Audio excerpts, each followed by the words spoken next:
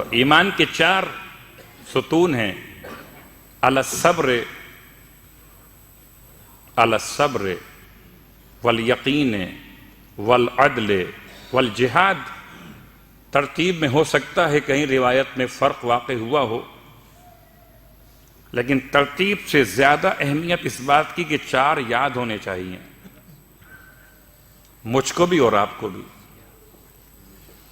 کہ ہم سب پر ایک بہت بڑا احسان پروردگار کہ ہمیں مومن کہا جاتا ہے۔ ایمان کی 4 ستون ہیں، اور جس کتاب سے پڑھ رہا ہوں اس کتاب میں پہلا دیا الصبر۔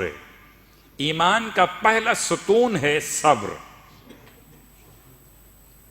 جب صبر ہے تو پھر یقین، یقین ہے تو پھر عدل، عدل ہے تو پھر جہاد۔ اور ابھی ان 4 میں سے ہر ایک کے لیے امام نے الگ الگ وضاحت فرمائی ہے، مگر الصبر فرمایا والصبر علی 4 شعب یا 4 شعب۔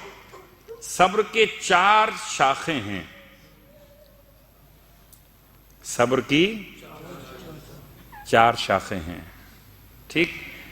چونکہ گنتی یاد کرانے میں ذرا مشکل پیش آتی ہے،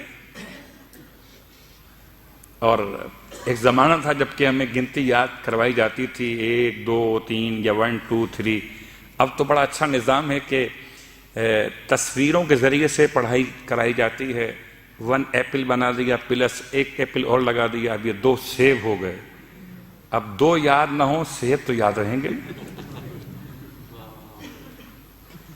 تو اس لیے آسان آسان الفاظ استعمال کرتے ہوئے میں آپ کو قریب لا رہا ہوں کہ صبر کی تعریف سید الصابرین کے جد امجد مولا متقیان علی ابن ابی طالب علیہ السلام کی زبان سے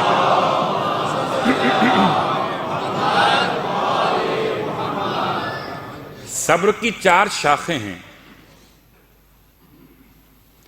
4 شاخوں میں ایک ہے خوف، الخوف، ایک ہے الشوق، الشوق پہلے اور خوف کا لفظ نہیں ہے، الشفق، خوف اس کا ترجمہ کیا گیا، الشوق والخوف کہہ لیجئے، ٹھیک؟ والزہد والترقب، ایک زہد ایک ترقب۔ زہد کا مطلب ترک دنیا، ترقب کا مطلب انتظار۔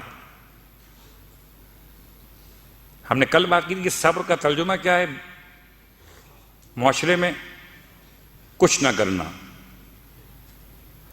اور صبر کا پیغام کیا؟ کچھ کرنا۔ لیکن شاید ان صبر کے معنی کو حاصل کرنے کے لیے امام فرماتے ہیں بس جس شخص کو بھی شوق ہو جنت میں جانے کا، شوق